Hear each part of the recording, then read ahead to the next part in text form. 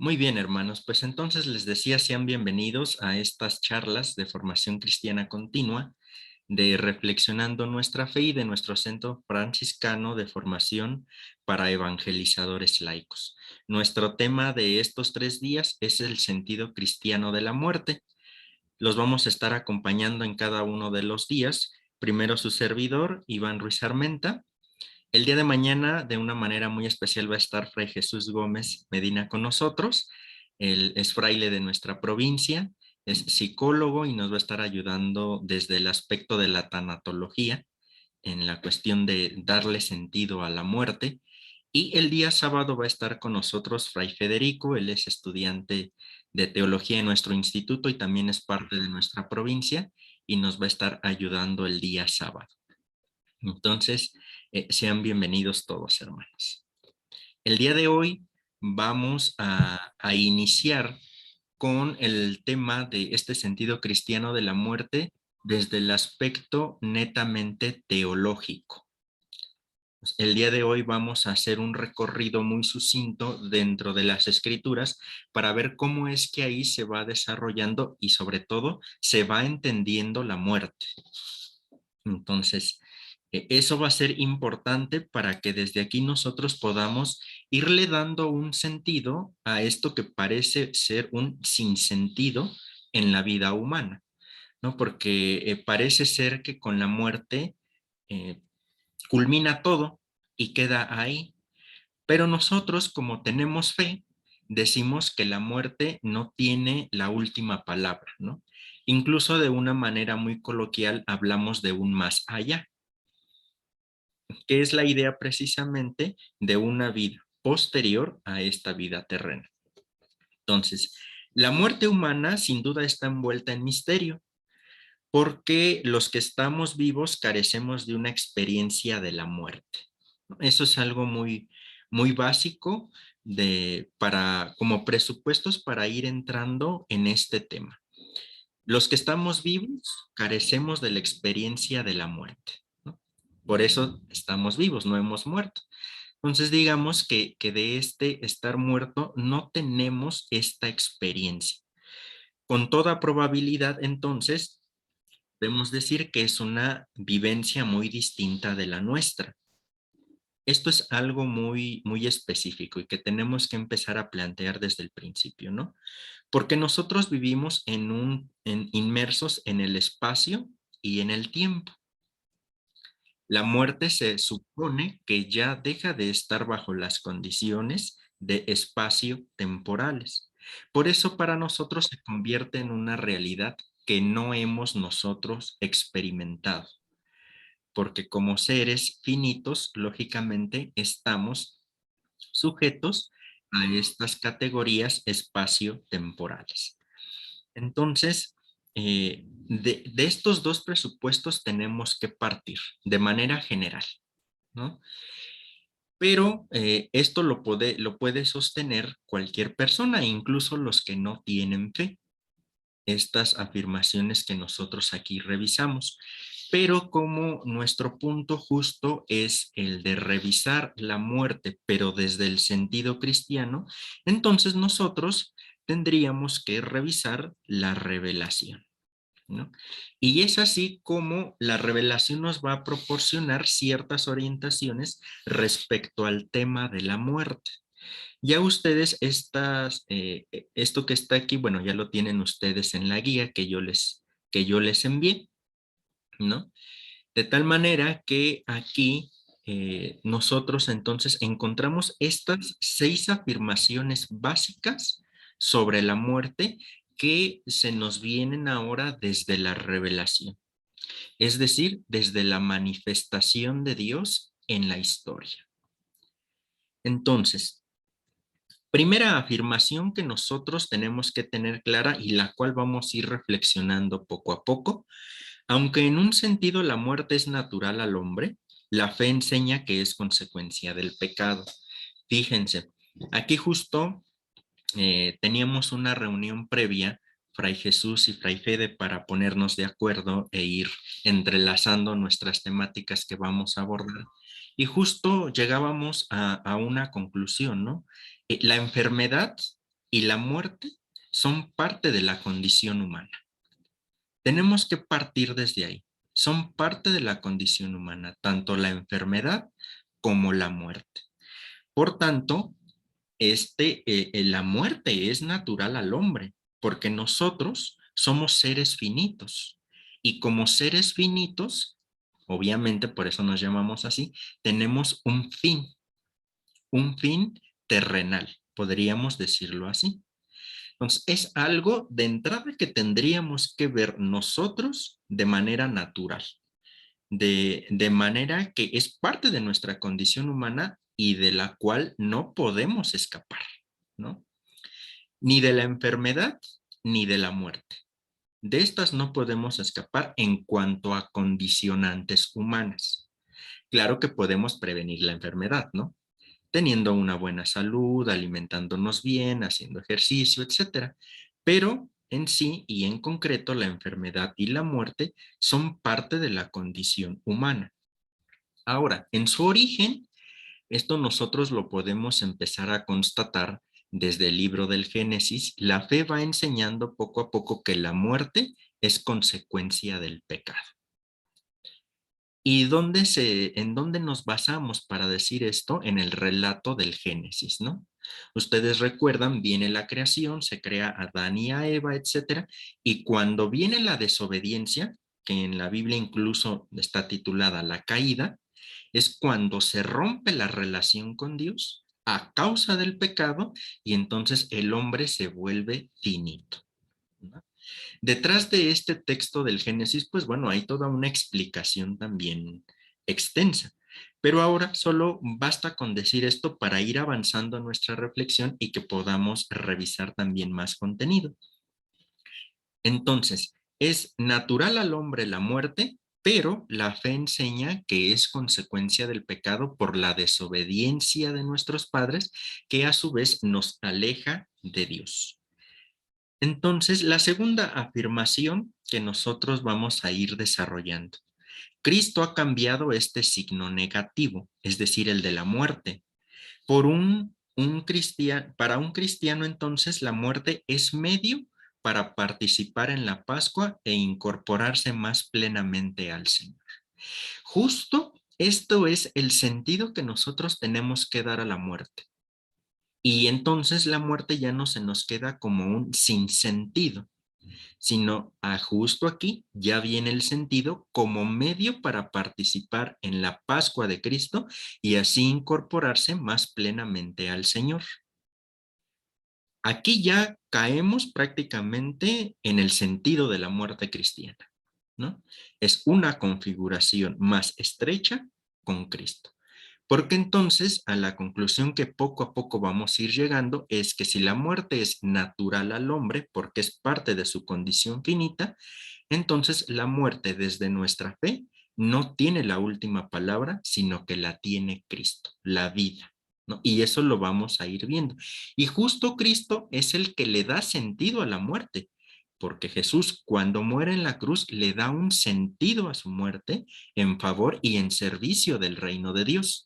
Entonces es una muerte con sentido. Por tanto, nuestra condición humana tiene que tener sentido. Dicho sea la enfermedad o en el caso extremo que es nuestro tema, la muerte. Entonces, ya de aquí, de entrada, vamos viendo esto. Después, la muerte no acaba, por tanto, con la existencia del hombre, pero lo que sí hace es clausurar el tiempo de preparación personal para la comunión definitiva con Dios. Y aquí hay que tener algo bien claro nosotros, desde la fe.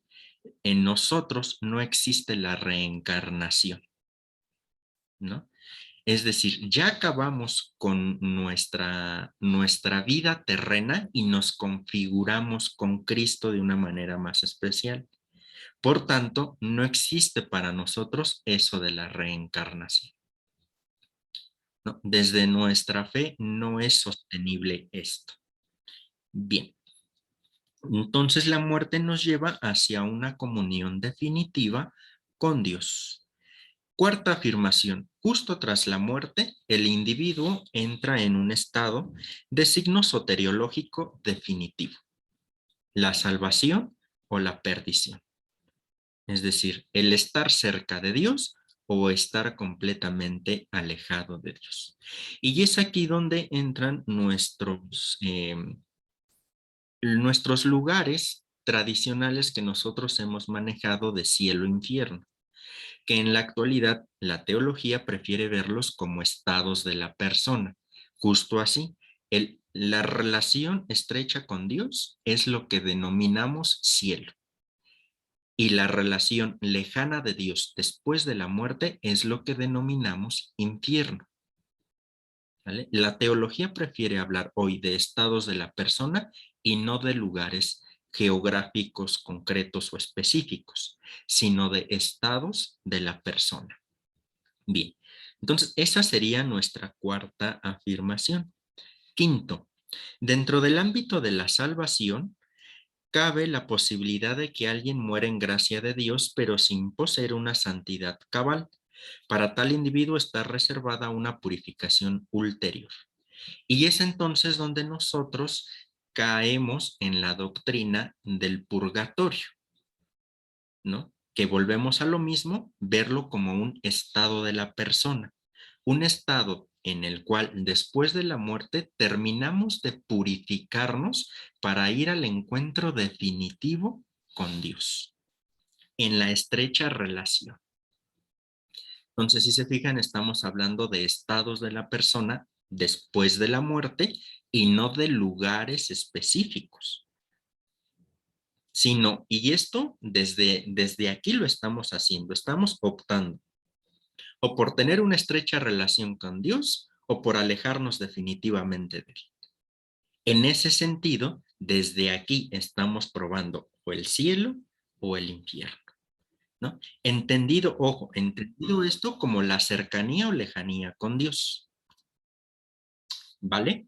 ¿Vamos bien hasta aquí? Todo claro, perfecto. Entonces, eh, después, la sexta afirmación. Las afirmaciones 4 y 5 tienen como corolario la noción de un juicio particular, que es el que nosotros tendríamos después de la muerte, valoración de una vida llegada a su conclusión terrenal, ¿no? Entonces,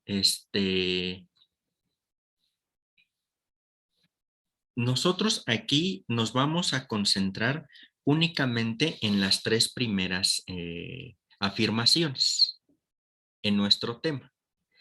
Hablar de las otras afirmaciones ya sería hablar netamente de soteriología, de tema soteriológico en teología, y no nos alcanzaría definitivamente el tiempo para hablar de todo, ¿no? Entonces, como la idea aquí es darle un sentido a la muerte, nos vamos a concentrar en las tres primeras afirmaciones, ¿no? Es decir, que la muerte es natural al hombre, pero vista como consecuencia del pecado negativo, ¿no? Pero después viene la reflexión con Jesucristo, que va a volver a la muerte o le va a dar un sentido positivo. Y por último, la muerte ahora vista como una comunión definitiva con Dios. Eso es lo que vamos a revisar el día de hoy. ¿Vamos bien hasta aquí? Fray, Sí, Fray Iván, sí, Fray. me gustaría solamente para precisar sobre la palabra soteriología. Ok. Hay algunos participantes que entran por primera vez con nosotros y tal vez sea una palabra dominguera para ellos y decir, ¿de qué se trata? Nada más solamente para precisión. Yo sé que muchos de ellos saben sobre este sentido, pero para que estemos en el mismo lenguaje todos. Sí, Fray, gracias. Bien, la soteriología es un tratado teológico, es decir, una reflexión de la teología que nos habla sobre la salvación. Es decir, la soteriología se pregunta quién nos salva, cómo nos salva, de qué nos salva. ¿no? Entonces, obviamente, abordar tan solo estas tres preguntas, híjole, es amplísimo. Por tanto, nos estamos metiendo aquí en esta cuestión soteriológica, ¿no? ¿Quién nos salva? Pues obviamente Cristo. ¿De qué nos salva? Del pecado y de la muerte, porque como vemos desde aquí, desde la fe, la muerte es consecuencia del pecado, ¿no? ¿Cómo nos salva? A través de toda su vida, no solo de la muerte en cruz, sino desde la encarnación hasta la resurrección y ascensión, ¿sale? Entonces, eso sería la salvación, digo, la soteriología, que tiene que ver con el tema de la salvación. Muy bien, perfecto. ¿Vamos bien? Bien. Seguimos. Entonces, vamos a hacer nosotros una especie de recorrido sucinto histórico de la comprensión histórica de la muerte. Vamos a ver que en un principio es una noción negativa, pero con el paso con Cristo se va a convertir en una noción positiva. Y aquí va a ser interesante esto, porque en el curso de la historia de la revelación va a brillar constantemente la visión de la muerte, pero en cuanto reflejo del drama de las relaciones entre Dios y el hombre. Es decir, la forma en cómo se desarrollan, desenvuelven o relacionan estos dos, Dios y el hombre, ¿no? Y entonces la muerte no es vista en sí misma. Como ya vimos, desde la primera afirmación, la muerte es consecuencia del pecado. Y se dice pecado porque se rompe alguna regla dada por Dios, ¿no? Entonces, ya aquí tiene la relación estrecha. Por tanto, la muerte no se ve en sí misma, sino como el drama de las relaciones entre Dios y los hombres. De hecho, no sé, un dato curioso bíblico, no sé si ustedes se han dado cuenta que los primeros personajes que aparecen en la Biblia viven 400 años, 300 años, 500 años, y que tenía 200 años cuando engendró a quién sabe quién, y bueno, ¿no? Y no sé si se han percatado o han leído estos pasajes que a medida que va pasando el tiempo, se va cortando la edad. Y ya no habla de 400 o de 500 años, habla de 200, de 100, de 90, y poco a poco se va cortando la vida. Es decir, la Sagrada Escritura, no lo olvidemos, es una reflexión que nace desde la fe. Por tanto, justo es este el motivo. Se va cortando la edad porque a medida que va avanzando la historia, el hombre va pecando más, se va pervirtiendo más. Entonces, como se pervierte más, se aleja más de Dios. Por tanto, si está más alejado de Dios, muere más rápido. Insisto, si se fijan, es un tanto una concepción negativa de la muerte. Estamos hablando del Antiguo Testamento. Por eso, este recorrido nos debe de llevar a comprender que si bien en el Antiguo Testamento sobre todo se da un aspecto negativo de la muerte, en el Nuevo Testamento, como lo vamos a ver, se da un sentido positivo a esta, porque es la plena configuración con Cristo, ¿no? Entonces, en sentido negativo entra en la historia, como ya lo habíamos dicho, como consecuencia del alejamiento de los hombres de Dios por el pecado. Pero Cristo cambia el signo de la muerte, asumiéndola y convirtiéndola en camino de obediencia filial al Padre e instrumento de reconciliación de la humanidad con Dios. Él es el único mediador entre Dios y los hombres, entre los hombres y Dios. A partir de entonces, desde Cristo, los cristianos valoran su propia muerte. Fíjense, valoramos nuestra propia muerte, o al menos la tendríamos que valorar, como un paso decisivo en la incorporación al Señor y su Pascua. Y ya desde aquí nosotros podemos preguntarnos, ¿no? Si le damos este sentido a la muerte o no se lo damos. O si más bien la vemos solo como algo negativo, algo que incluso, y esto es un error garrafal, la muerte que es querida por Dios.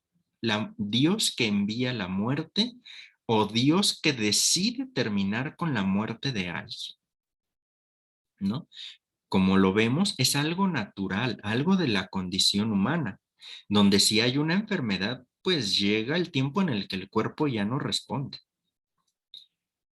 Y no es precisamente que Dios decida quitarle la vida, sino que la misma condición humana ya no da de sí, ¿no? Y entonces es cuando decimos muy coloquialmente, colgamos los tenis. Pero entonces, si se fijan, es algo netamente humano. Es parte de nuestra condición humana. Lógicamente que hablar de la muerte da miedo, ¿no? Sobre todo cuando hablamos de la muerte de un familiar o de un ser querido. Nos da miedo hablar de la muerte, porque eso significa la separación total con la persona. Y si a nosotros nos duele una separación porque nos cambiamos de casa, por ejemplo, pues cuanto más cuando sabemos que ya no vamos a volver a ver a esa persona. Y es lo complicado de la muerte. Pero aquí ya no me meto porque eso nos va a ayudar mañana Fray Jesús a ir comprendiendo esto, ¿no? Bien, solamente lo traigo a colación para ir viendo desde dónde vamos a ir enfocando todo esto. Bien, entonces se va a ir esclareciendo el misterio o el enigma de la muerte, al menos parcialmente, desde Cristo, como configuración del cristiano con este. Bien, ¿vamos bien hasta aquí? Perfecto. Fíjense, entonces, como tenemos que hacerlo de una manera cronológica, tendríamos que empezar a revisar nosotros primero el aspecto negativo de la muerte en el Antiguo Testamento. En el Antiguo Testamento, entonces, primero la muerte. Disculpa, Fray. Sí, Leo. Están intentando entrar, pero no pueden entrar porque dicen que no es la clave. Ok, Leo, a quien te dice, ¿le puedes volver a reenviar la Sí, ya se invitación? lo reenvié, pero me dice que no lo deja entrar, y ya me mandó hasta la foto. Que A mí entre también me pasó porque no estamos respetando las dos mayúsculas, la P y la B, que van con mayúscula. Hay que respetar eso. Hermanita, una Bueno. sugerencia, hermanita. Entonces, vamos a comenzar con el aspecto negativo de la muerte en el Antiguo Testamento. Y la muerte, entonces, como veíamos, va a ser consecuencia del alejamiento del Dios vivo. Ahí hay un error, Dios va con mayúscula, obviamente, porque estamos hablando de Dios Yahvé. Entonces, Dios vivo. En el Antiguo Testamento, la muerte tiene un carácter paradójico. ¿Por qué? Porque por un lado es una realidad que acompaña a los hombres desde los albores de la historia humana, ¿no? Pero por otro lado es contraria al plan divino originario para la creación. Por ejemplo, en Génesis 2, del capítulo 2 al capítulo 3 o Sabiduría 1:13. Incluso el mismo Salmo 90 va en contra del anhelo del mismo hombre. La muerte va en contra del anhelo del mismo hombre. Lógicamente el hombre lo que quiere es vivir, ¿no? Entonces, en este sentido, la muerte es presentada como consecuencia de la desobediencia del mandato divino. Y si nosotros queremos corroborar eso, pues aquí tenemos Génesis capítulo 2, versículo 17. La muerte aparece como algo que irrumpe en la historia de los hombres, pero no como un hecho totalmente connatural a la criatura humana. Esto, recuerden, lo estamos viendo desde el relato del Génesis, ¿no? Donde en el relato del Génesis Dios crea al hombre y a la mujer a su imagen y semejanza. Y no se habla en un origen o en un principio precisamente de la muerte, sino que ésta vendrá hasta después como consecuencia de la desobediencia de Adán y Eva, es decir, del pecado. Entonces, no aparece como algo connatural al hombre en un origen, pero a partir de esta desobediencia se convierte en algo de la condición humana. Insisto, estamos viendo el recorrido histórico de la comprensión de la muerte, ¿sale?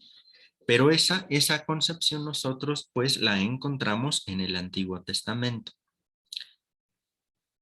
Bien, en consecuencia la muerte tiene en el Antiguo Testamento una primera connotación, fundamentalmente negativa.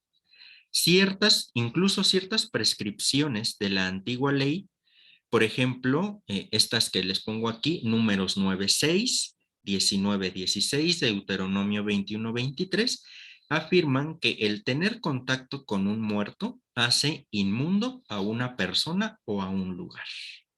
Y esto también nosotros lo encontramos en el Nuevo Testamento, ¿no? La idea de que si se toca a un muerto o se está con un muerto, por decirlo, queda uno impuro. Y entonces tiene que venir todo el rito de purificación, etcétera, ¿no? Y bueno, yo creo que lamentablemente todos los que estamos aquí, al menos a un velorio hemos ido, ¿no? Entonces, fíjense, si siguiera esta idea, hubiésemos tenido que hacer un rito de purificación, ¿no? Porque estuvimos, pues no exactamente en contacto con, pero sí en el lugar donde estaba el muerto, el difunto. Entonces, si se fijan, poco a poco fue cambiando esta noción. Bueno, entonces todas estas prescripciones de la antigua ley sirven para reforzar en la mente del pueblo la connotación negativa de la muerte. Y entonces aquí estamos precisamente ante la primera idea negativa de la muerte. ¿Vamos bien hasta aquí? Correcto. Vamos avanzando. Eli García. Sí, Fray, yo tengo una inquietud. Sí, dinos. Yo tenía entendido que ¿cómo se llaman? Las celebraciones o los ritos de los difuntos, cuando moría una persona, era así como una fiesta, ¿no? O sea, como que se reunían toda una semana y estaban con los familiares y todo eso, ¿no? Entonces, si las personas, como dices tú, no podían estar con los muertos, ¿qué pasaba con esas personas que acompañaban a los familiares? Por lo que estás diciendo, ¿no? Que estar con un muerto, pues es como estar impuro. Entonces, ¿qué pasaba con todas esas personas que acompañaban a los familiares? Sí, recuerda, estamos hablando del Antiguo Testamento y entonces todas estas personas tendrían que hacer ritos de purificación. Ah, ok, gracias. ¿No? Sí, de nada, Eli. Insisto, esto en el Antiguo Testamento, ¿no? Si nosotros lo pasamos a nuestros días, pues esto ya no nos cabe a nosotros en la cabeza, porque de hecho el tema está planteado y planeado incluso para mejor vivir estos días que se vienen, ¿no? El Día de los Fieles Difuntos. Entonces, esta idea como de ir metiendo nuestra tradición, que además tiene ahí una especie de mezcolanza, al menos aquí en México, tiene una especie aquí como de mezcolanza entre tradiciones prehispánicas, tradiciones cristianas que llegaron y bueno, las que de alguna manera se fueron de a poco incluyendo, ¿no? Hasta la que ahora nosotros conocemos con el famoso Halloween, ¿no? Que bueno, aquí ya el gusto se rompe en géneros respecto a esta fiesta, pero, bueno, específicamente la de Halloween. Pero no quiero meterme ahí, sino ahorita centrarnos en lo de la muerte, ¿no? Para que desde aquí nosotros podamos ir entendiendo esto. Entonces, se llevaban ritos de purificación a aquellas personas. Ya en la actualidad esto ya no funciona, ¿no? Bueno, para al menos nosotros. Sí, Armando. Por ejemplo, lo que usted dice, Fray, Sí, inclusive aquí en México se ven muchas colonias la gente que le hace como misas o fiestas a la Santa Muerte, que mucha gente yo veo que la celebra y es una mezcla entre catolicismo y no sé qué cosa sea lo que ellos buscan. sí, exacto, ¿no? También aquí es el otro tema como muy fuerte aquí en México, el hecho de la llamada Santa Muerte, ¿no? que si mal no recuerdo viene de África esta idea. Entonces, que se se van desviando todas estas ideas de nuestro sentido cristiano de la muerte.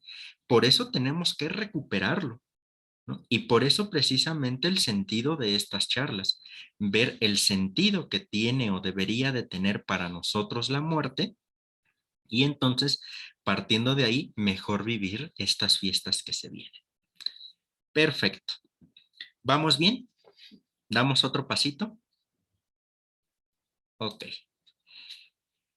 Entonces, fíjense, después de este aspecto netamente negativo en la comprensión de la muerte, va a venir perfilándose poco a poco la esperanza frente a la muerte. ¿Por qué? O principalmente, ¿por qué? Con estos dos motivos que aquí aparecen. Porque la existencia personal continúa de alguna forma después de la muerte. Y segundo, porque ciertos tipos de muerte tienen valor ante Dios y tienen recompensa. Ya desde el Antiguo Testamento, entonces, nosotros podemos ir percatándonos de un cambio de mentalidad respecto a la muerte. Ya la muerte no puede ser totalmente negativa desde el Antiguo Testamento, porque aquí va a empezar a surgir la idea en el Antiguo Testamento de la existencia personal después de la muerte. Y como segundo punto, porque ciertas muertes tienen recompensa, tienen sentido. Las enuncio solamente, pero vamos a revisarlas una por una. Entonces, hay una existencia personal continua de alguna forma después de la muerte. Y tendríamos que iniciar con esta pregunta. ¿Qué ocurre cuando uno muere?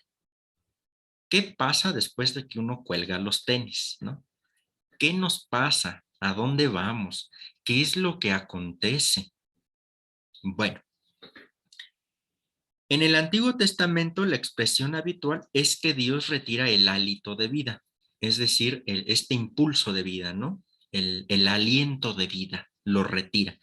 Nosotros lo podemos corroborar, tienen ahí las citas en su guía, en Job capítulo 34, versículo 14, o en Salmo 104, 29, o en Coelet capítulo 12, versículo 7, ¿no? Por ejemplo. También se dice que el que muere exhala el alma. Nefesh, que es la palabra, ay, se me fue. Bueno, la que ocupaban en el Antiguo Testamento, ¿sale? La palabra hebrea. Nefesh es la palabra hebrea para designar el alma. Bueno, entonces el cuerpo del hombre, tomado de la tierra, se convierte de nuevo en polvo, se deshace y es devorado por los gusanos. Estas concepciones que se van teniendo en el Antiguo Testamento. También se dice que el difunto se reúne con sus padres. Génesis capítulo 15, versículo 15, por ejemplo, o con su pueblo, o con los suyos. Las más de las veces se afirma que marcha no sé si ustedes han escuchado este término también raro, al Sheol, ¿no? Al Sheol, que es la morada o el lugar de los muertos. Entonces, lo que queda del hombre después de morir no es más que una sombra. El hebreo habla de los refaim, ahí está la palabra, los refaim, que son como una especie de sombras débiles. Entonces va a haber una relación aquí entre los refaim y el Sheol, ¿no? Insisto, el Sheol en el Antiguo Testamento es el lugar al que van los muertos, ¿no? Y los refaim son como estas sombras débiles de los hombres que ya han muerto. ¿Sí quedan claras estas dos palabras?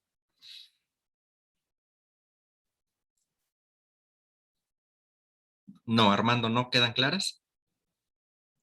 No.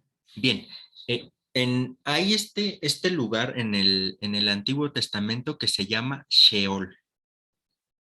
Y el Sheol simplemente se ocupa para designar el lugar a donde van los muertos. Nada más. El lugar a donde van los muertos es el Sheol.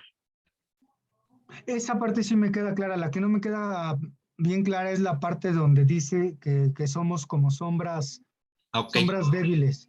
Y ahí yo incluiría algo más. En el momento que uno muere, yo pensaría, o en este momento todavía es lo que yo traigo en mi mente, yo muero hoy y hasta el día del juicio final es cuando Dios me va a resucitar o a traer a rendir cuentas. Mientras estoy como dormido o desde el momento en que uno exhala el alma, ya el espíritu está en convivencia con Dios. y mira, aquí la pregunta que haces es una pregunta muy fuerte, ¿no? Desde la teología, porque en teología a este momento al que tú haces alusión, se le llama en teología el estado intermedio. ¿Por qué? Porque ya murimos, ¿no? Pero no hemos resucitado definitivamente porque la resurrección final es, obviamente, por eso se llama resurrección final, al final de los tiempos. Entonces, aquí ya estamos hablando de un tratado de teología, así como explicamos el de soteriología, tendríamos que hablar ahora de escatología. ¿Y qué es la escatología? La reflexión que hace la teología del final de los tiempos.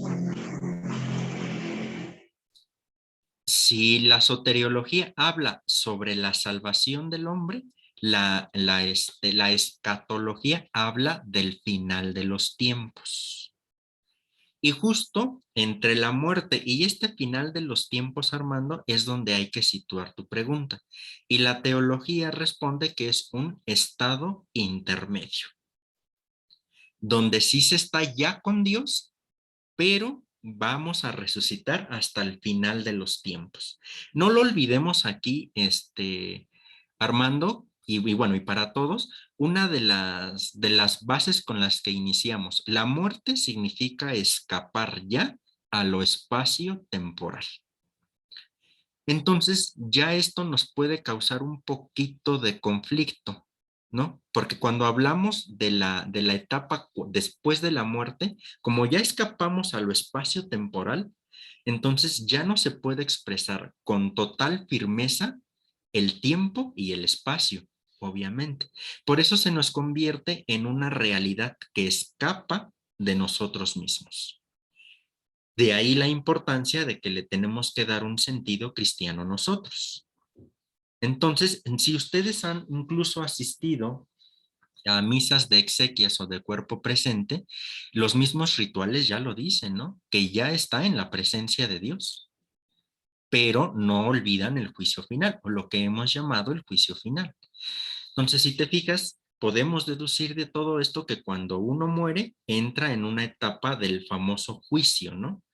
En donde o salvación o condena, cielo o infierno, cercanía con Dios definitiva o alejamiento definitivo de Dios, pero que esto incluso todavía va a tener su plenitud al final de los tiempos. Responder, por tanto, a qué pasa en este estado intermedio, aquí tendría que decir como uno de mis maestros de la universidad, que no queda más que levantar los hombros y decir, quién sabe, ¿no? Porque no tenemos esa experiencia e incluso es muy honesto de nuestra parte, teológicamente hablando, decir, no tenemos experiencia, no podemos afirmar con total certeza. Lo que sí podemos decir desde la fe es que desde el momento en que morimos, Dios nos recibe. Que vamos a tener la plenitud al final de los tiempos en la resurrección final, es cierto. ¿Qué pasa en este estado intermedio? Es la pregunta del millón para la teología, ¿no? Como ustedes pueden darse cuenta, la teología no da respuesta o no tiene una respuesta definitiva a todo. Sí, muchas gracias, padre. Y me quedó muy claro lo que usted explicó. Perfecto, Armando. Alfonso, perdón, ¿quieres decir algo? Gracias, querido Fray. Una preguntita entonces. Ya lo leímos en el texto que usted nos envió, pero Ok. siempre la iglesia nos enseña sobre el juicio particular, cuándo sucede y el juicio definitivo. Uh-huh. Sí, justo es esto, ¿no? El juicio particular vendría a ser inmediatamente después de la muerte, donde cabe la posibilidad incluso de purgar todavía nuestras faltas. Y entonces aquí ya entra el purgatorio, ¿no? Y el juicio definitivo, insisto, es el del final de los tiempos, donde vendrá la resurrección de la carne, todo será sometido a Cristo y Cristo a su vez a Dios Padre, ¿no? Muy bien, vamos avanzando. Fíjense, entonces, el aspecto, bueno, el aspecto negativo todavía seguimos con este, porque hay una existencia personal incluso después de la muerte. Entonces, hay una relación entre los Refaim, que son una especie de sombras. Cuando uno muere, en el Antiguo Testamento, queda una solo como especie de sombra. Y esa sombra es la que va al Sheol, es decir, al lugar de los muertos. Inicialmente, entonces, el Antiguo Testamento parece hablar de Sheol en términos bastante negativos y faltos de esperanza. ¿Por qué? Porque se dice que los que van al Sheol, ahí están, es el lugar de los muertos y no hay más. Incluso en primera instancia, hay una desconexión entre los que están en el Sheol y Dios, en un principio. El difunto que está en el Sheol es descrito como desgajado del mundo de los vivos, separado e incluso alejado de Dios. Pero bueno, insisto, estamos haciendo un recorrido histórico, ¿no? Bien, en realidad esta manera de hablar debe entenderse en el contexto de la concepción judía de vida-muerte, donde Yahvé es la fuente de vida. Por tanto, morir significa situarse de algún modo del otro lado de lo divino. O sea, si yo muero es porque no estoy cerquita de Dios. Digo, de una manera muy, muy pronta por decirlo, ¿no? Entonces, Yahvé, por tanto, es la fuente de la vida. Por consiguiente, la muerte implica un alejamiento de Dios. Por eso se empieza a ver como negativa la muerte, porque estamos alejados de Dios en este sentido cuando morimos. En cualquier caso, según esta primera concepción, el Sheol tiene una connotación netamente negativa. Sin embargo, hay otra corriente en el Antiguo Testamento que matiza esta visión antigua de la muerte.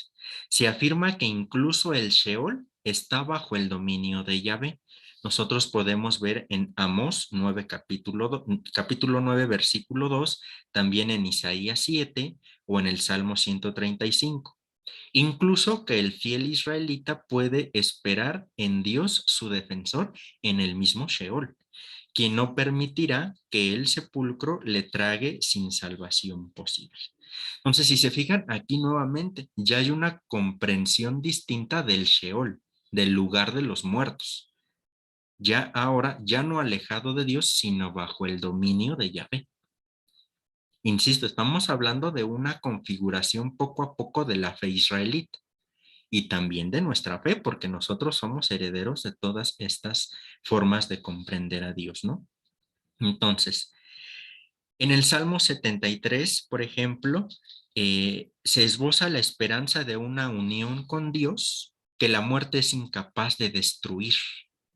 Yahvé puede arrebatar de la muerte al justo. Y aquí ya comienza a cambiar la concepción negativa de la muerte a una concepción positiva, ¿no? En el libro de la sabiduría se perfila otra respuesta frente a la muerte.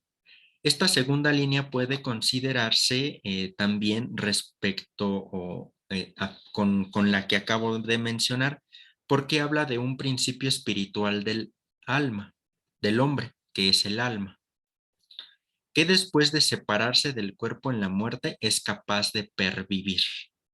Esta parte inmortal del individuo es capaz de recibir un premio o un castigo, es decir, experimentar la unión o separación definitiva con respecto a Dios. Y aquí esto ya nos empieza a sonar más a nosotros, la pervivencia del alma. y la total cercanía o la total lejanía de Dios. Ya como que ya empieza a sonar a cristiano esto. Porque, insisto, ya es parte de la comprensión que fuimos heredando poco a poco.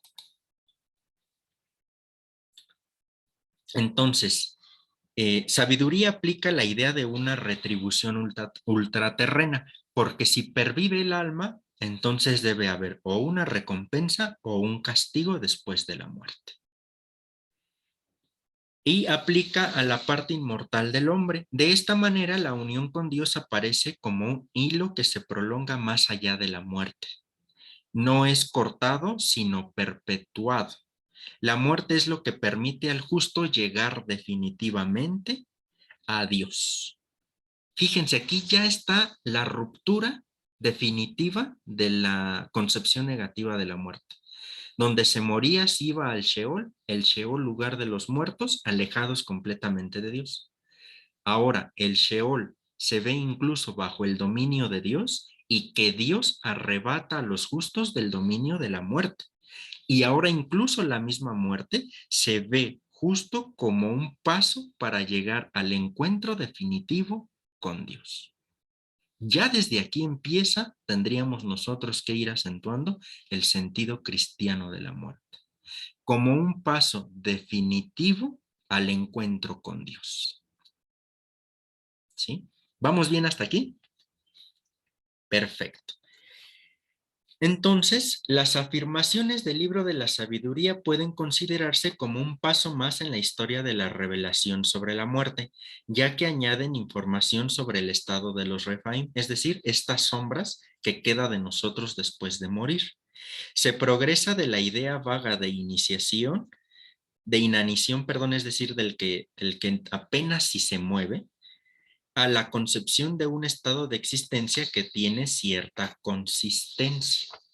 Entonces, poco a poco se va perfilando nuestra concepción. Ahora, el aspecto negativo también se va a ir cambiando al perfilarse una esperanza frente a la muerte, porque hay muertes que tienen sentido. Por eso, la segunda forma de entenderlo es el valor de la muerte del justo.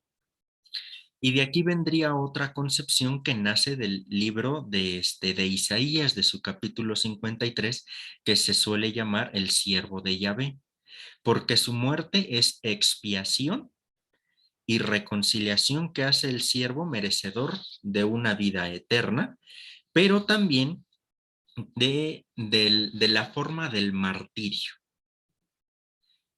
Los que mueren como expiación y como mártires, entonces esa muerte tiene un valor, porque han muerto por causa de Dios. Ojo con esto, ¿no? Por causa de Dios en cuanto a defender lo que Dios les pide, no en cuanto a que Dios les quita la vida. ¿Sale? Entonces, tiene un valor, un valor la muerte del justo cuando es por expiación y reconciliación y cuando es por martirio. ¿Vamos bien hasta aquí? Perfecto. Entonces, fíjense. Y recapitulando un poco. En el Antiguo Testamento, entonces, encontramos una línea que asocia la muerte con el pecado y por tanto la ve de una manera negativa.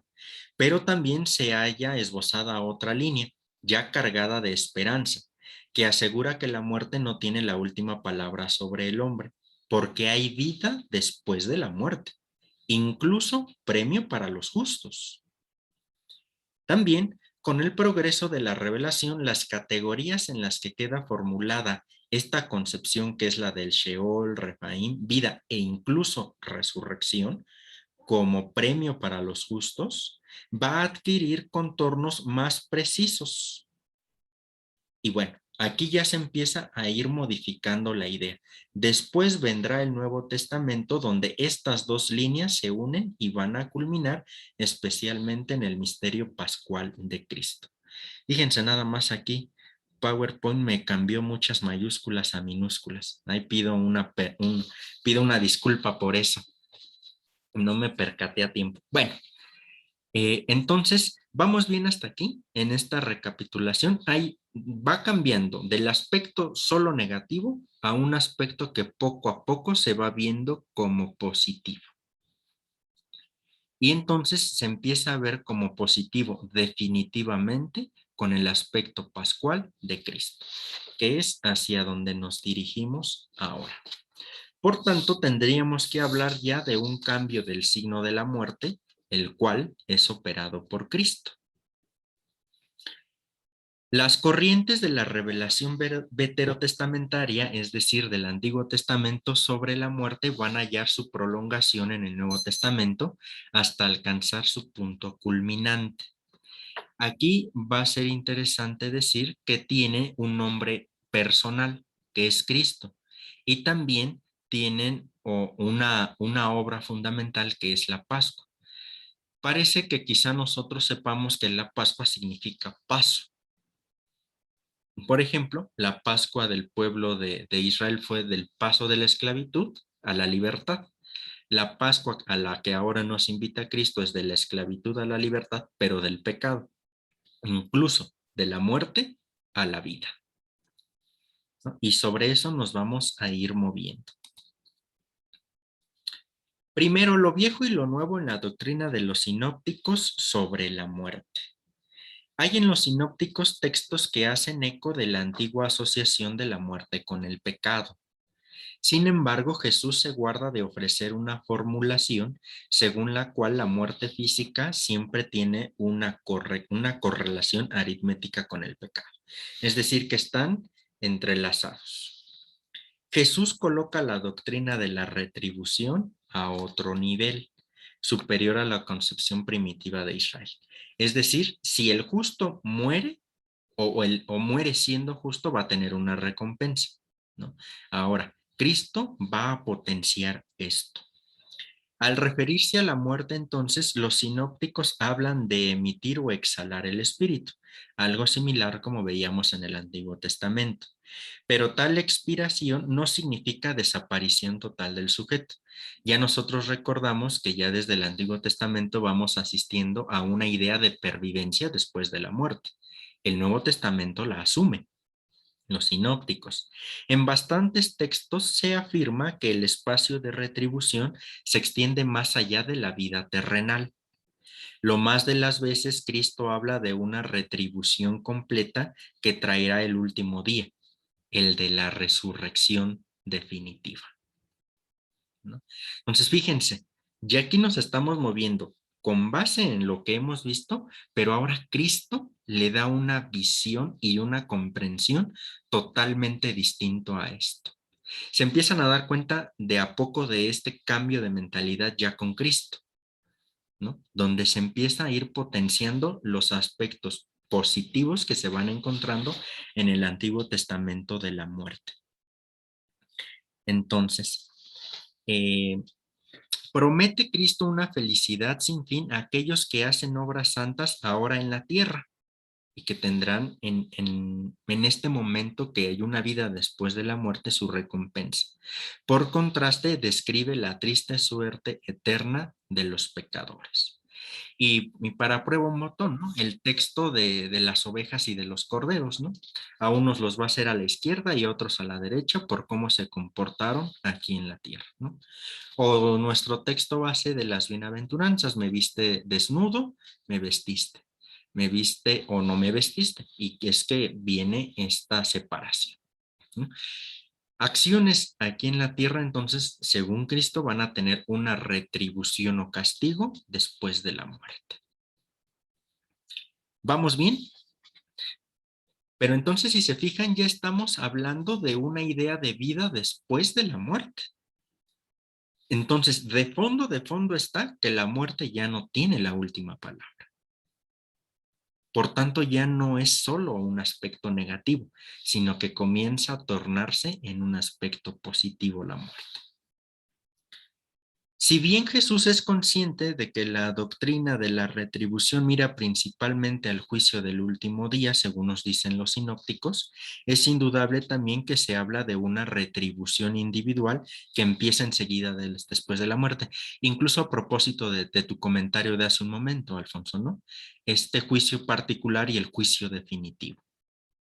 Este esquema es el supuesto de la parábola de Lázaro, que bueno, nosotros ahí la encontramos, en el cual el pobre y el rico acaban, después de morir, en lugares de signos diversos.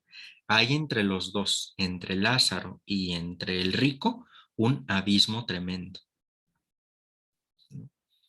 Radical separación y diferencia de estado. Lázaro cercano a Dios y el rico lejano de Dios. La formulación de la respuesta incluso de Jesús al ladrón arrepentido indica una retribución inmediata. Yo te aseguro, hoy estarás conmigo en el paraíso. Es decir, estamos hablando de una forma inmediata después de la muerte. Este texto es clave para constatar la enseñanza de Jesús de que los individuos reciben una recompensa de signo permanente, ya sea felicidad o infelicidad, inmediatamente después de la muerte. Pero eso sí, antes del juicio final, donde, bueno, ya se tendrá la plena resurrección de la carne, como nosotros rezamos en el credo, ¿no? En los sinópticos, la persona y la obra de Cristo culmina la revelación sobre la muerte. Aquí viene la idea clave, ¿eh? La idea clave entonces es la de victoria. Jesús vence tanto al pecado como a la muerte, porque Cristo perdona los pecados. Jesús revive a personas. Sobre todo va Jesús a resucitar después de morir. Su misterio pascual es el cumplimiento de las líneas de la esperanza del Antiguo Testamento. Si nosotros lo vemos desde ahí, Jesús muere como la persona más justa y por tanto merece una recompensa. Y esa recompensa es la resurrección. Y la resurrección viene ahora a corroborar todo el proyecto de Jesús, que es el reino de Dios, ¿no? Entonces, vamos haciendo estas hilaciones. Su misterio pascual es el cumplimiento de las líneas de esperanza del Antiguo Testamento. Por una parte, su muerte es agradable a Dios y útil a los hombres. Es martirial, en obediencia al Padre y también expiatoria. Muere por nosotros y por muchos para el perdón de nuestros pecados. Por otra parte, es una muerte que desemboca en una gloriosa resurrección. Sin la resurrección no tiene sentido la muerte e incluso no tendría sentido la misión central de Jesús, que es el reino de Dios. Así de sencillo. Por eso San Pablo después dirá, si no hay resurrección, vana es nuestra fe, porque la resurrección viene a confirmar todo lo que hizo y dijo Jesús, desde que se encarnó hasta que murió, ¿no? Y la resurrección viene a corroborar todo esto. Por tanto, si Dios se calla en la muerte de Cristo en la crucifixión, grita completamente en la resurrección y da un grito de vida. Y entonces es donde se torna diferente la idea de muerte. Puede afirmarse que Cristo con su Pascua libera la muerte misma del dominio sombrío del pecado, porque ahora la muerte va a ser la Pascua, el paso para el encuentro definitivo y total con Dios. Y de ahí que nuestra muerte se vaya entonces haciendo una configuración con Cristo. ¿Vamos bien hasta aquí? Perfecto. Avanzamos, damos un pasito más. El triunfo de Cristo sobre el pecado y la muerte según San Pablo. Aquí se nos presentan tres ideas bases con la cual San Pablo nos ofrece una profunda enseñanza sobre el misterioso nexo entre el pecado y de la muerte para añadir luego una nota gozosa.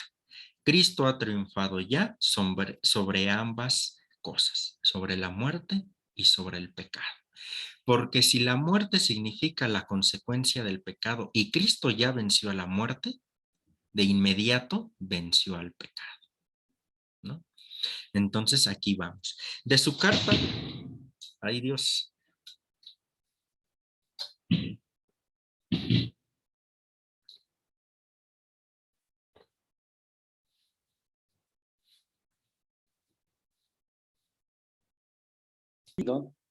Más positivo desde nuestra dimensión cristiana, ahora con esta charla que estamos escuchando. Tenemos, considero yo, todavía algunas perspectivas que hemos aprendido en la catequesis tradicional, pero que el estudio nos permite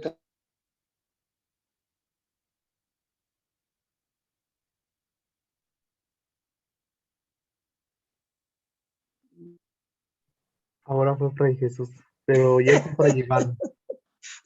Ahora le toca a Fede. Ah, Exacto.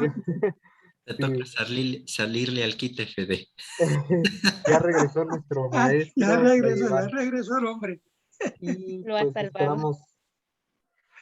Sí, Una- ya Fray Jesús ya perdió también conexión. Una disculpa, aventaron un cohete aquí muy fuerte y se me fue la luz. Bueno, déjenme volver a compartirles la pantalla para continuar con esto.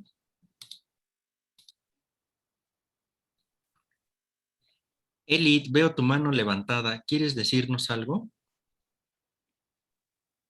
Sí, Fray, tengo una duda, Adelante. porque nos estabas hablando sobre los justos que mueren, ¿no? O sea, cuando han hecho algo a favor de Dios, Ajá. y una recompensa buena. Pero me surge y los profetas que fueron muertos a causa de su anuncio. ¿Sí se entendió? ¿O me fui? ¿A causa de qué, perdón? Ajá, ¿cuál es la diferencia entre la muerte de los profetas y los mártires? Ah, ok. Bueno, los profeta es una palabra griega, ¿no? Que significa el que habla en nombre de. En este caso, el que habla en nombre de Yahvé. Martirio viene también de una palabra griega o de mártir que significa el testigo. Entonces, cuando nosotros hablamos de un mártir, es porque dio testimonio de su fe hasta el final. Es decir, hasta que le arrebataron la vida. En este sentido, el profeta es mártir, porque el profeta es el que habla en nombre de Dios, pero habla para anunciar lo bueno, pero ojo, y esto es parte fundamental del profetismo, para denunciar lo que está malo, lo que está pudrido en el sistema. Y lógicamente, como se habla contra el sistema, es entonces que el sistema se deshace de quien habla contra este. Pero como el profeta se muere en la raya con su fe firme, se convierte en ese momento en mártir, porque ha entregado su vida hasta el último, dando testimonio de su fe. Entonces, se podría decir que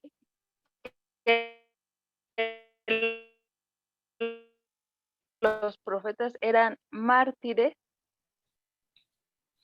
Cuando los profetas, Esteban fue de mártir, entonces, ¿cuál sería la diferencia? sí, aquí, o sea, es que no, bueno, la mayoría de los profetas mueren, ¿no? Bueno, no muere, los matan. Cuando al profeta le dan muerte, ahí ya estamos hablando de un profeta mártir, ¿no? Y cuando, digámoslo, el profeta muere, por decirlo así, de causas naturales, simplemente se queda como un profeta en ese sentido. ¿Sí, Eli? Sí, Fray, muchas gracias. De nada. José Alberto. Paz y bien, hermanos, como espero que se encuentren bien. Un punto que es importante y que tenemos que recordar, Fray, que nosotros, al ser bautizados, somos herederos del reino de Dios. Asimismo, tenemos ese don de ser profetas, de inclinarnos por la parte religiosa, de ser ¿cómo se llama? Ay, se me fue. Hay tres cosas muy importantes: ser profetas, Ser ser reyes y ser sacerdotes. exactamente. Me Rey. imagino que que la hermana quiere dar más a entender en la cuestión de la muerte, pero ¿cómo sería la muerte de un profeta y cómo sería la muerte de un mártir? En el sentido, vamos, más personal, recordemos también que nosotros, en el tiempo actual, nosotros nos encargamos de matar a esos profetas, de no escucharlos. Y lo mismo sucedió con su hijo, ¿no? De no hacerle caso, de tirarlo como loco y lo que ustedes quieran. Pero en este tiempo actual, hermanos, hay algo muy importante que se nos está olvidando, que Dios Padre nos está hablando por medio del Espíritu Santo, del cual tenemos que aprender a escuchar para saber dar una respuesta razonable. La mayor parte de los humanos o la mayor parte de esta humanidad contestamos por contestar, no sabemos escuchar. Y aquí es muy importante lo que nuestro hermano Fray Iván nos menciona.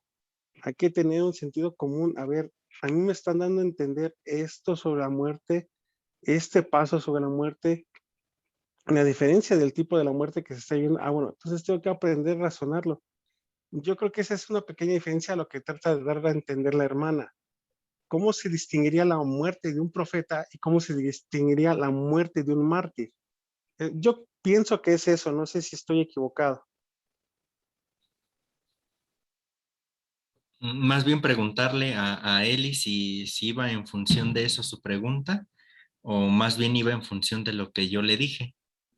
Más o menos así, Fray. Sí, no, en función de lo que me dijiste, Fray. Ok. Gracias. Sí, porque, o sea, tampoco conviene para nosotros hacer muchas distinciones respecto a esto, ¿no?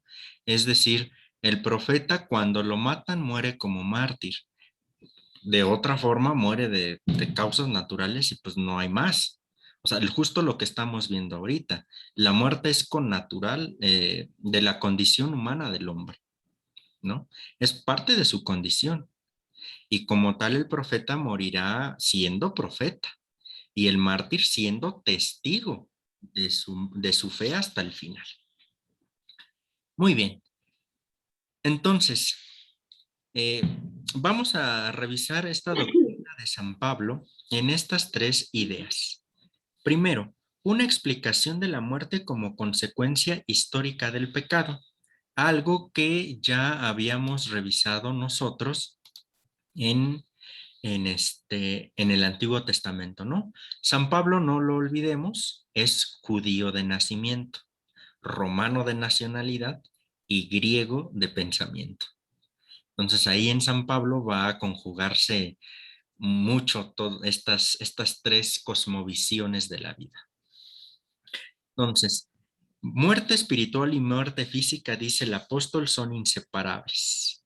La victoria sobre la muerte no puede esperarse, no se puede separar del hombre mismo, solo puede venir de fuera como obra de Dios y por el pecado, ¿no? Entonces ahí está presente. Pero por medio de su cruz, Cristo venció el pecado y la muerte.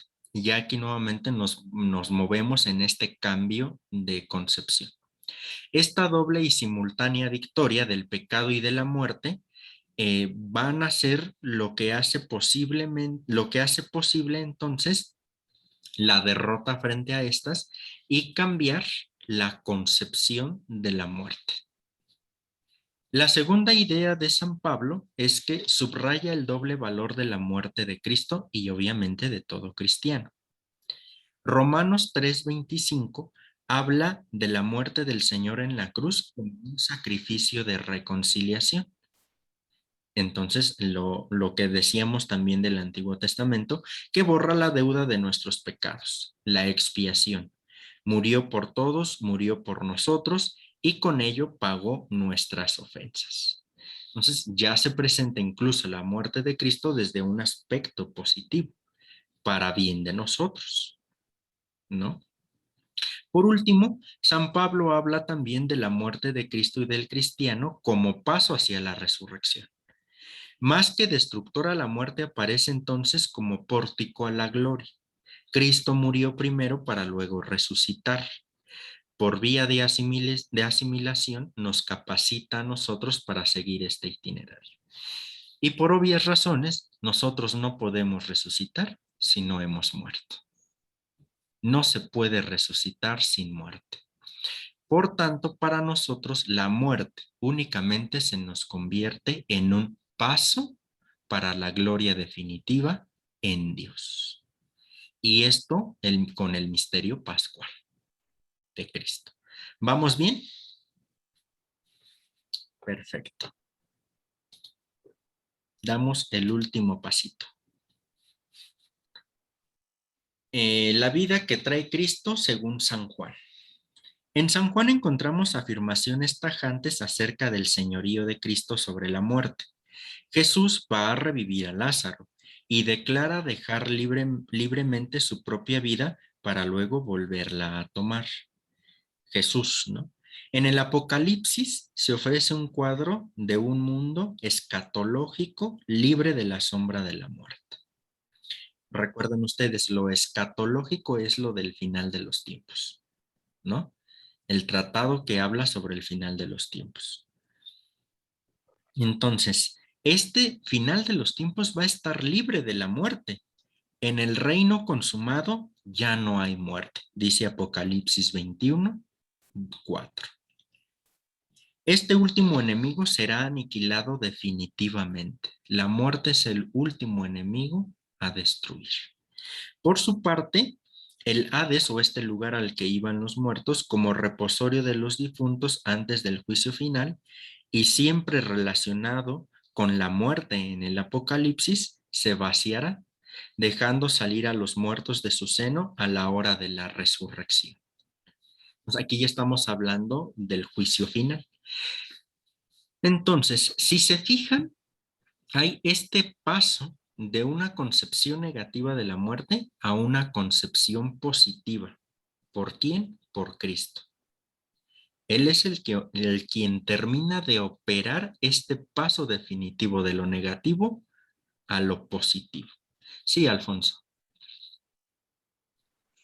Querido Fray, esa afirmación suya me puso a pensar, y era una pregunta que le iba a decir, que le iba a hacer usted más adelantico.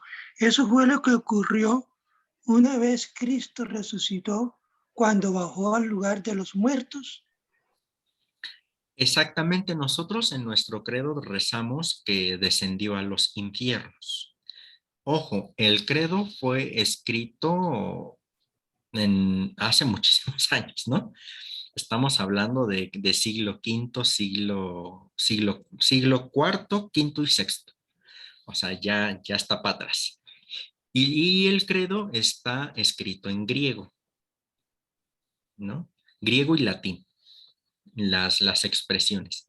Entonces, descender a los infiernos significa descender al lugar de los muertos, precisamente para sacarlos de este dominio de la muerte y llevarlos ahora al Padre. Entonces, la importancia de esa afirmación en el credo. Es decir, descendió a los infiernos, descendió a donde se hallan los muertos para rescatarlos. Ya desde ahí. Entonces, por eso se entiende que con Cristo la visión de la muerte cambia. ¿No? ¿Vamos bien? Perfecto. Y sí, para corroborar bien, el credo está escrito en latín, ¿sale? Es bien. Entonces, si se fijan, es un cambio de concepción. Por eso para nosotros es importante entender esto, porque ya con ello nos vamos perfilando a quitarle ideas erróneas a la muerte desde la fe. Ya hemos dado este paso. El día de mañana nos va a tocar revisar con la ayuda de Fray Jesús cómo manejar humanamente el dolor de la muerte. Porque digo, una cosa muy bonita es la teología y la reflexión y las ideas, y otra cosa ya es tenerla enfrente.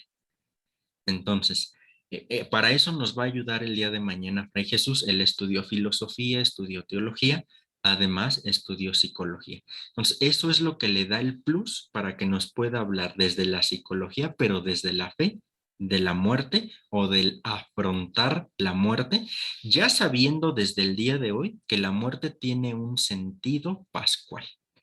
Solamente es un paso de la vida terrena a la vida del más allá como una presencia total con Dios. Y sobre todo que la muerte es algo de la condición humana. Dios no quiere la muerte, Dios no manda la muerte a sus hijos. Eso que quede súper claro, ¿no? Porque a veces estas expresiones, es que Dios se lo llevó, es que Dios quiso que muriera. Híjole, yo las escucho y me da como mucho escozor, porque Dios es un Dios de vivos. Dios no puede querer la muerte de sus hijos. Sin embargo, porque somos seres finitos, estamos en ese sentido destinados a morir. No hay de otra.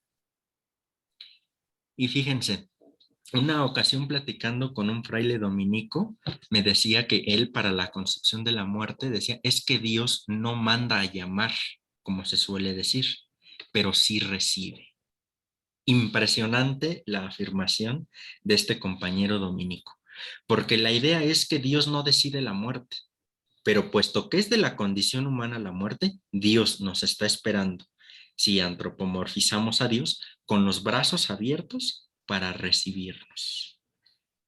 Entonces, aquí está la visión de la muerte desde el estatuto cristiano, ¿no? Vamos bien hasta aquí. Sí, Armando, te escuchamos. Yo tengo una duda y no sé si este sea el momento preciso. Sí, adelante.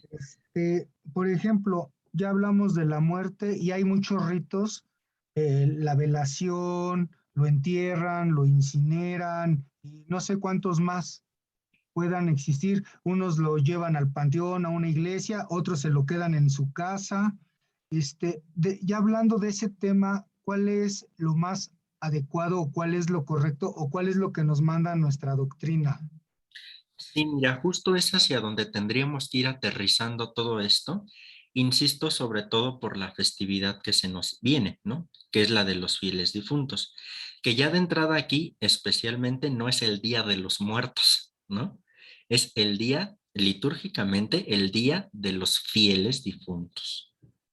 Entonces, esa es nuestra fiesta de los fieles difuntos, es decir, de aquellos que murieron en la esperanza de la resurrección en Cristo. No día de la muerte, no día de los muertos a secas, día de los fieles difuntos. Ahora, tenemos que ir encajando todo esto, porque si es día de los fieles difuntos, entonces ellos tendrían que haber muerto con la idea de la resurrección. Por tanto, para ellos no significa el paso final, más bien no significa el destino final, sino un paso a la vida definitiva con Dios.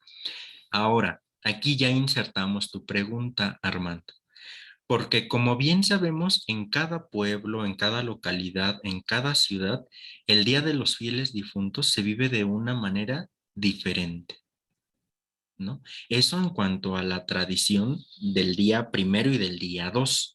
Sucede lo mismo, Armando, respecto a los rituales de defunción propiamente de las personas. Esto va a variar según sea la tradición en el lugar donde acontece esto. ¿Qué es lo que nos recomienda la Iglesia? Oficialmente, pues es que se acompañe o se vele el cuerpo y se entierre. Se entierre o se creme y las cenizas queden en un lugar digno. Y obviamente esto acompañado de un rito muy especial para nosotros que es la Eucaristía. Y cuando se habla de una Eucaristía de cuerpo presente, son las famosas exequias. ¿Sale? Entonces, eso es lo que nos dice la doctrina oficial. Pero, insisto, ya aquí va dependiendo de cada uno de los lugares. Yo viví, por ejemplo, en Oaxaca un año, en Pánex, a 40 minutos para abajo todavía de Juquila, más allá de Juquila, y allá en los velorios dan mezcal, ¿no? Y en muchos otros lugares hacen fiesta, hacen comida, hacen toda una serie de cosas. Y si bien la doctrina oficial de la iglesia no dice hagan o no hagan, da la libertad de que el pueblo se exprese de tal manera para despedir a su difunto.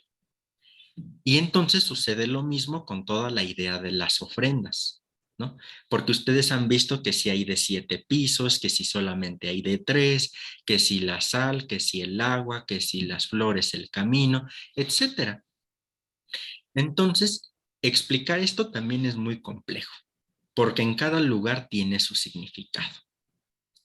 Entonces, más bien parece que es la idea más de corroborar el sentido cristiano de la muerte y de ahí nosotros releamos nuestra tradición particular que tenemos respecto al Día de los Fieles. Entonces, sí te respondo, Armando, con todo esto que menciono como contextualizando más. Sí, sí, Fray, me quedó muy claro. Sí, porque digo, yo decía, incinerar es de nuestro rito católico o es de otras costumbres, cuestiones de ese estilo. Pero sí Sí, me quedó muy claro. sí, mira, bueno, antiguamente la iglesia no aceptaba la incineración, ¿no? Pero ya de un tiempo para acá se acepta la incineración. Eso sí, que las cenizas queden en un lugar digno. Y bueno, ustedes saben que ya a partir de ahí se han presentado estas urnas, ¿no? Dentro de las iglesias, como lugar digno en donde se ponen las cenizas de nuestros difuntos. Entonces, eso respecto a lo oficial, Armando, si se puede o no se puede incinerar, sí se puede incinerar, siempre y cuando las cenizas se pongan en un lugar digno, que es la idea del cementerio, un lugar digno para los restos de nuestra persona querida. Dicho sea de paso y como dato cultural, ¿ustedes cómo le llaman? ¿Cementerio o panteón? Aquí se le llama en Colombia Ajá, cementerio, cementerio. cementerio. Ok. Y también se acostumbra en las parroquias tener un lugar especialmente dedicado para los cenizarios, Cenizarios, ok. cenizarios, donde se guardan en cajitas muy nobles, dignas, las cenizas de los fieles difuntos. Tenemos que ir comenzando a hablar en esa terminología para darle un sentido nuevo, diferente a lo que el mundo piensa sobre la muerte, sobre estos días que vienen. Fieles difuntos, ¿verdad? Exactamente, así es. Bárbara, veo tu mano levantada. Sí, Fray. Pues mire, yo quiero hacer una reflexión en Sí. cuanto a lo que usted nos ha explicado y considero que, por ejemplo, es muy digno que hemos vivido pues tiempos de, pues como que la palabra muerte es más consecutiva, como que ya no es de vez en cuando. Entonces, a mi manera de pensar y al contenido de lo que nos explicó, yo creo que deberíamos los seres humanos que somos católicos y un poquito más conscientes de esta palabra muerte, de prepararnos para morirnos, ¿no? O sea, y no en el sentido de que yo me quiera morir hoy o mañana, sino simplemente tener una referencia de una paz interior y sobre todo que la parte de entender hoy a la muerte no es quitarnos los miedos y es estar más en esperanza. Pero bueno, ¿cómo podemos alcanzar más esa esperanza? Pues yo creo que el seguir los sacramentos y el seguir más la palabra de Dios en cuanto a que seamos, pues ahora sí, católicos, pues más, pues que tengamos un comportamiento con lo que, con la adscripción de ser católicos, yo creo que sería algo muy bueno para, pues para recibir la muerte, no pensando que va a ser hoy o mañana, pero que ciertamente pues nos va a ocurrir a cualquiera de nosotros. Sí, de hecho, Bárbara, estas últimas 3 semanas he estado estudiando el tema de el tema de la unción de los enfermos en sacramentaria con un grupo al que le doy clases en la universidad.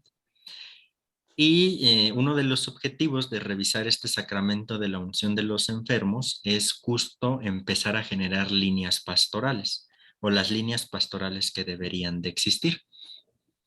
Y bueno, la idea fue mostrarle a los muchachos que la idea de pastoral es la siguiente: debe de haber una catequesis de la enfermedad y de la muerte previa a que se sufra la enfermedad y la muerte.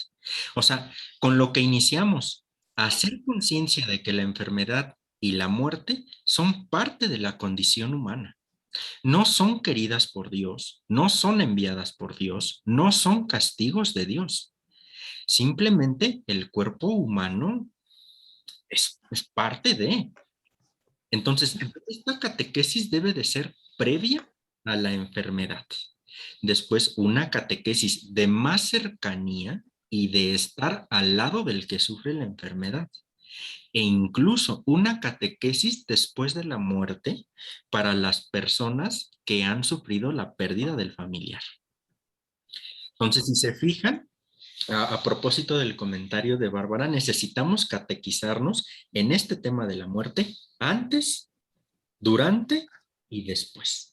Pero iniciando, insisto nuevamente, partiendo desde que la enfermedad y la muerte son parte de la condición humana y no andarle echando o colgando un negrito a Dios, como solemos decir, ¿no?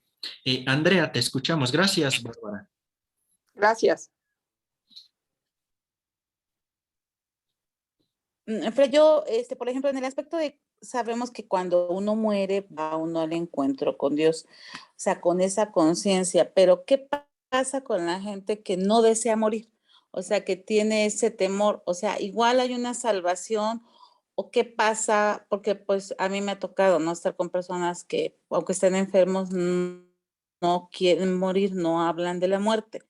No se habla de ese encuentro con Dios, de ese deseo, ¿no? De decir, ah, pues qué padre, voy a ir al encuentro con Dios, sino es ese terror de morir. ¿Qué pasa ahí?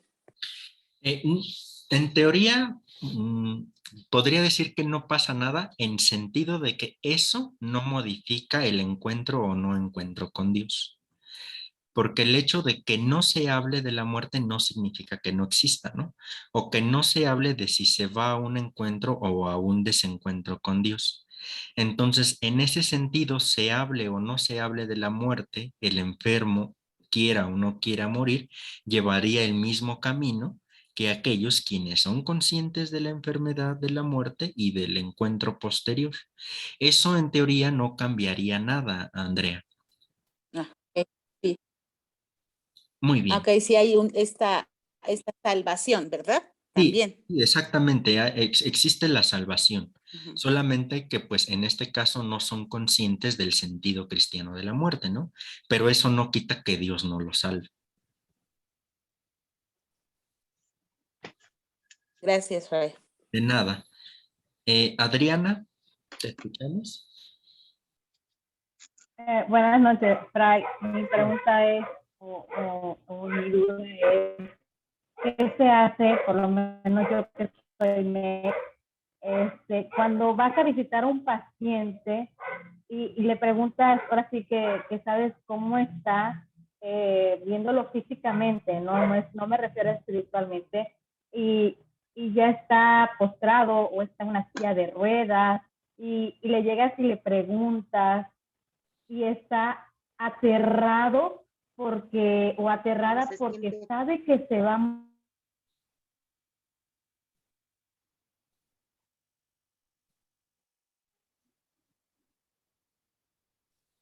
Ya la perdimos, ¿verdad? ¿O solo soy yo? Sí, No. la perdí. Sí, ya la Y ya perdimos. nos escucha. No se escucha, Fray. Bien. Adriana, ¿nos logras escuchar? Ya se nos fue, creo. Muy bien. Entonces, la pregunta cultural, me dieron vuelta y nadie me la contestó. ¿Panteón o cementerio? Aquí decimos panteón. Panteón. Panteón. Panteón. Panteón. Camposanto, existe otra. Panteón. Panteón. Aquí de las dos formas, panteón o cementerio.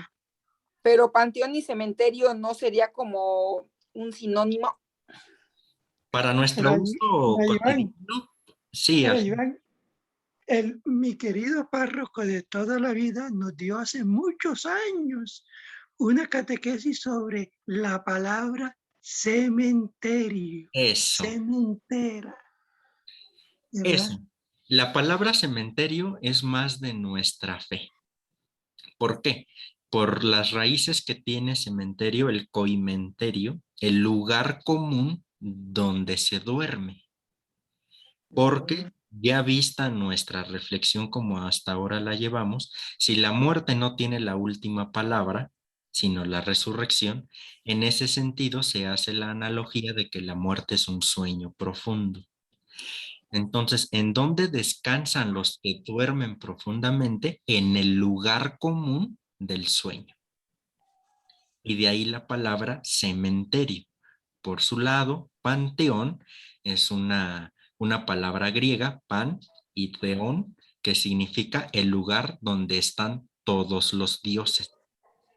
Y ¿Todos los qué? dioses.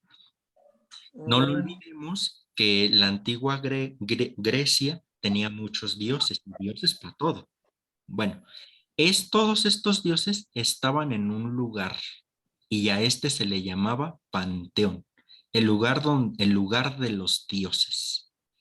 Y para nosotros, la palabra más correcta sería cementerio, el lugar donde están los que duermen profundamente con la esperanza de la resurrección final en Cristo. Muy bien. Nada más una pregunta, Fray. Sí, María.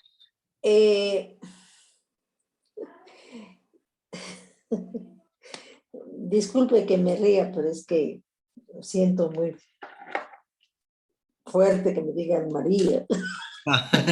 ¿Cómo te digo, Lupita? Ándele, así como estoy chiquita. Bueno, Lupita, dinos. Y entonces, ¿a qué se debe que, por ejemplo, generalmente en todos los municipios, en todas las comunidades, se maneja panteón municipal, panteón, ¿es cuestión meramente oficial? Sí, mira, aquí una cosa es lo que nos conviene más a nosotros en cuanto a fe, ¿no? Y otra, lo cierto es también el término que, entre comillas, más se ha difundido entre nosotros, el panteón, ¿no? Pero, o sea, solamente les hacía esta pregunta para hacernos incluso conscientes de que la muerte tiene este sentido positivo desde Cristo, porque cuando morimos solamente tenemos o vamos a un sueño profundo, y ya este sueño profundo es un paso para configurarnos cada vez más con Cristo y estar en la presencia de Dios, porque la muerte es algo natural, ¿no? Muchas gracias. Sí, Lupita. Alfonso. Querido Fray, Sí. una preguntita.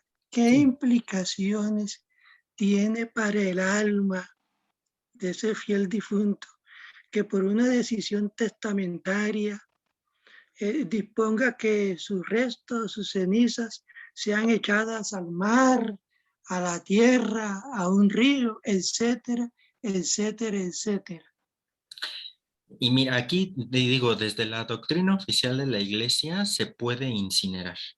La única condición es que se guarde en un lugar propicio, ¿no?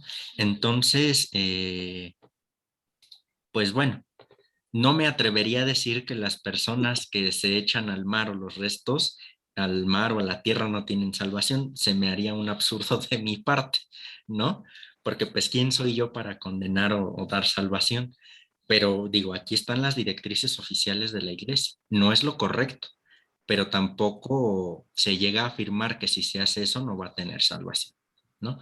Pero aquí está lo que se presenta como correcto desde la doctrina oficial. Aquí Fede nos dice que el término se acuñó a raíz del proceso de las leyes de reforma, el de Panteón. Gracias, Fray. Bien, Armando. Fray, una pregunta más. Mire, es referente al alma, ya cuando expira uno, y lo que usted nos comentaba hace rato, de que en ese momento ya uno está en presencia de Dios, digamos, como lo decía el compañero, uno de los compañeros, que el primer juicio y el juicio final que está en las escrituras, ¿no?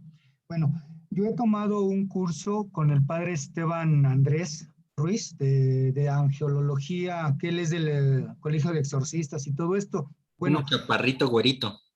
Sí. Ya. Sí. Bueno, el punto es, la parte de los ángeles me queda, yo diría, más o menos clara, y sé que no somos como los ángeles cuando morimos, pero nuestro espíritu, nuestra alma, una vez que morimos, ¿tiene esa movilidad de los ángeles? Mira, en lo personal es un tema que no he estudiado. Entonces, responderte esto desde el no estudio de este tema me parece irresponsable de mi parte, ¿no? Entonces, no te sabría responder esto. Lo que sí te digo es que esta forma tripartita de comprender al hombre, que es cuerpo, alma y espíritu, la iglesia lo empezó a manejar así para decir, de hecho, que incluso después de la muerte, el hombre tiene relación con Dios, ¿no? Entonces, esta concepción tripartita, cuerpo, alma y espíritu, ¿qué es lo que decimos que va con Dios después de la muerte? El alma, ¿no? Que va, incluso la que tiene recompensa o castigo. Pero no, esta visión tripartita no es como si dividiéramos al hombre. Desde la concepción hebrea, el hombre es alma, el hombre es cuerpo, el hombre es espíritu. No hay dicotomía o tricotomía. El hombre es integral. Sí. Por tanto, sí. Ajá. No, sí, sería eso. No, sí, mi pregunta venía porque yo lo hice ahorita en lo que estábamos en la conversación en su curso. Se me vino a la mente lo que hablan mucho del ángel de la guarda, que siempre está junto a nosotros, va, viene y aquí anda con nosotros. Yo dije, bueno, si cuando uno muere, pues, bueno, ¿qué pasa? ¿Andaremos casi como ellos, sin ser ángeles? Porque han sido muy categóricos que no somos ángeles. Sí, de hecho, el Salmo reza, ¿no? Que nos hizo poco inferiores a los ángeles. O sea, partiendo de aquí, sí podríamos decir que no somos igual que los ángeles. Somos poco inferior a los ángeles, pero estamos cargados de toda dignidad nosotros.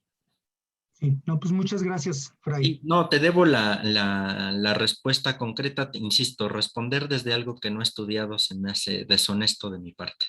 No, mil gracias, mil gracias. Sí. Bien. Entonces... Fray, una pregunta. ¿Hay otra palabra que llamamos obituario, donde también se guardan las cenizas? ¿De dónde proviene esa palabra, obituario? Híjole, esa no me la sé tampoco. Fede, ¿tú sabes algo? Fray Jesús, ¿usted sabe algo? Entiendo, querido Fray, que el obituario era un espacio hace muchos años, siglos atrás inclusive, sobre todo, no tanto en Latinoamérica, sino en Europa, donde se publicaba en los diarios las muertes, los fallecimientos de personas importantes o no importantes. Entonces se decía muy comúnmente, ¿qué nos dice el obituario de hoy? ¿Verdad? Eso yo lo he escuchado en ese término, ¿verdad? Ok, gracias, Alfonso. Perdón, Fray Iván, ¿me escuchas? Sí, Fray. A mí todavía me tocó en la orden, en la provincia, Sí. cuando teníamos la comida en el noviciado. Ajá.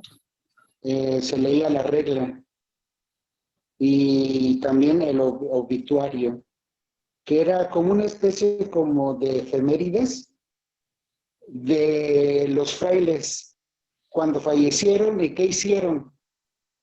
Y de esa forma se recordaba con cierta trascendencia el trabajo y la misión de los frailes de nuestra provincia. Con el paso del tiempo se dejó de hacer y posiblemente ya no es significativa esa palabra para algunos frailes jóvenes. Sí. Bueno, y no tan jóvenes también, pero en el noviciado lo hacíamos, estoy hablando como hace más de 30 años. Ok.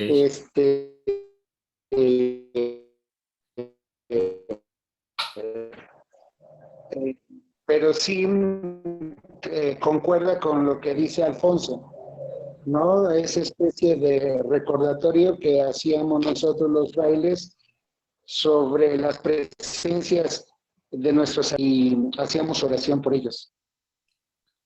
Gracias, Fray.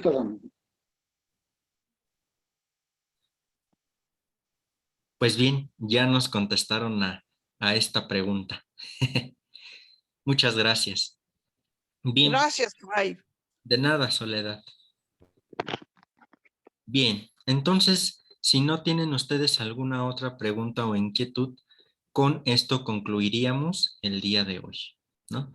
Les recuerdo el día de mañana, vamos nosotros a revisar el tema de la muerte, ahora desde el aspecto de la tanatología, y Fray Jesús Gómez nos va a estar acompañando mañana en la comprensión de este tema, y pues no se lo pierdan, ¿verdad?